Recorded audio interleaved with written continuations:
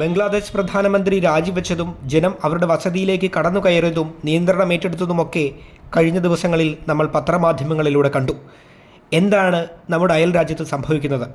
നമുക്ക് പരിശോധിക്കാം. ഏവർക്കും സ്റ്റോറി ആൻഡ് ഹിസ്റ്ററിയിലേക്ക് ഹാർദമായ സ്വാഗതം. ഇന്നത്തെ ബംഗ്ലാദേശ് പാകിസ്ഥാൻ്റെ ഭാഗമായിരുന്നു. ബ്രിട്ടീഷുകാർ ഭരണമൊഴിഞ്ഞ ശേഷം മതാടിസ്ഥാനത്തിൽ നടത്തിയ വിഭജനത്തിൻ്റെ ഫലമായി ഇന്ത്യയുടെ ഇരുവശങ്ങളിലുമായാണ് പാകിസ്ഥാൻ ജന്മമെടുക്കുന്നത്. ഈസ്റ്റ് പാകിസ്ഥാൻ എന്നായിരുന്നു ബംഗ്ലാദേശിൻ്റെ പഴയ പേര്. 1971 വിമോചന യുദ്ധത്തിലൂടെ ബംഗ്ലാദേശ് സ്വതന്ത്രമായി. അന്ന് ഇന്ത്യ ഭരിക്കുന്നത് ഇന്ദിരാഗാന്ധി. ഇന്ത്യയുടെ സഹായത്തോടെയാണ് കിഴക്കൻ പാകിസ്ഥാൻ അന്ന് വിമോചന സമരം വിജയിച്ച് സ്വതന്ത്ര രാഷ്ട്രമായതെന്നതും ചരിത്രം. അന്ന് രൂപം കൊണ്ട ബംഗ്ലാദേശിൻ്റെ സമരനായകനായിരുന്നു ഷെയ്ഖ് മുജിബുർ റഹ്മാൻ, അവരുടെ രാഷ്ട്രപിതാവ്. കഴിഞ്ഞ ദിവസം രാജിവെച്ച ഷെയ്ഖ് ഹസീനയുടെ പിതാവ്. യുദ്ധത്തിൽ പങ്കെടുത്തവർക്ക് സർക്കാർ ജോലിയിൽ സംവരണം ഏർപ്പെടുത്തിയത് ഷെയ്ഖ് മുജിബുർ റഹ്മാൻ ആയിരുന്നു 1972. 75 സൈനിക അട്ടിമറിയിൽ അദ്ദേഹവും കുടുംബവും കൂട്ടക്കൊല ചെയ്യപ്പെട്ടു. അന്ന് ഷെയ്ഖ് ഹസീന രക്ഷപ്പെട്ടത് അവർ വിദേശത്തായതുകൊണ്ട് മാത്രമായിരുന്നു. തിരികെ എത്തി ബംഗ്ലാദേശ് രാഷ്ട്രീയത്തിൽ സജീവമായ ഹസീന ആദ്യം തിരഞ്ഞെടുപ്പിൽ മത്സരിച്ച് പ്രധാനമന്ത്രിയാവുന്നത് 1996. 2001 തോറ്റു. 2008 വീണ്ടും പ്രധാനമന്ത്രി. പിന്നീട് ബംഗ്ലാദേശ് കണ്ടത് ഹസീന യുഗമായിരുന്നു. തുടർച്ചയായ 15 വർഷത്തെ ഭരണം, 4 തിരഞ്ഞെടുപ്പ് വിജയങ്ങൾ. അതിനിടെ ബംഗ്ലാദേശിൽ നടപ്പാക്കിയ സാമ്പത്തിക പരിഷ്കാരങ്ങൾ പാളി. വമ്പൻ കുതിപ്പ് ലക്ഷ്യമിട്ട ഹസീനയ്ക്ക് കാലിടറി. GDPയുടെ 21.8% വിദേശ കടം കുതിച്ചുയർന്നു. തൊഴിലില്ലായ്മ 40% എത്തി. അതിനിടെ തിരഞ്ഞെടുപ്പുകളിൽ കൃത്രിമം കാട്ടിയാണ് അവർ അധികാരത്തിലെത്തിയതെന്ന ആരോപണവും ഉയർന്നു. ഒടുവിൽ നടന്ന തിരഞ്ഞെടുപ്പുകളിൽ നിന്ന് പ്രതിപക്ഷ കക്ഷികൾ പിന്മാറുകയും ചെയ്തു. ഇതിനെയൊക്കെ അവർ നേരിട്ടത് ഉരുക്കുമുഷ്ടികളിലൂടെയായിരുന്നു.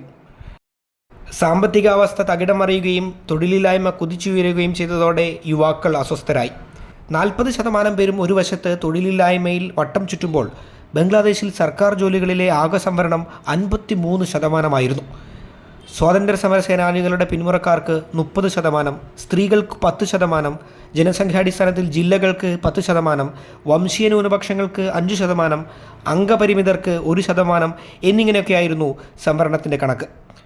മറ്റൊരു തരത്തിൽ പറഞ്ഞാൽ മെരിറ്റിൽ ജോലി നേടാനാവുക 44% മാത്രം.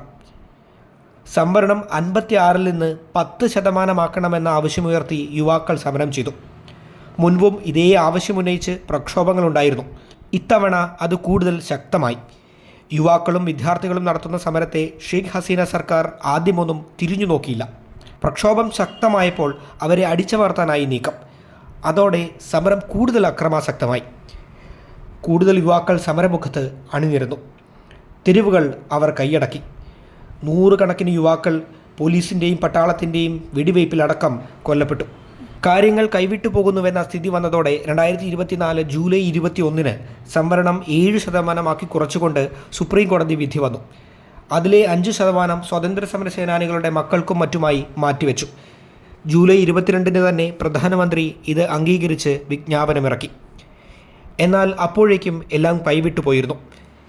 ബംഗ്ലാദേശ് തെരുവുകൾ യുവാക്കൾ കൈയടക്കി. പ്രക്ഷോഭം രാജ്യമെമ്പാടും വ്യാപിച്ചു. സുതാര്യ അന്വേഷണം വേണമെന്ന് UN സെക്രട്ടറി ജനറൽ ആവശ്യപ്പെട്ടു. ഒടുവിൽ ഗത്യന്തരമില്ലാതെ ഓഗസ്റ്റ് 5 ഷെയ്ഖ് ഹസീന രാജിവെച്ചു. ഹെലികോപ്റ്ററിൽ രാജ്യം വിട്ടു. പലവട്ടം പട്ടാളഭരണം കണ്ട രാജ്യമാണ് ബംഗ്ലാദേശ്. അയൽ രാജ്യത്ത് ഇനി എന്തെന്ന് കാത്തിരുന്നു കാണാം.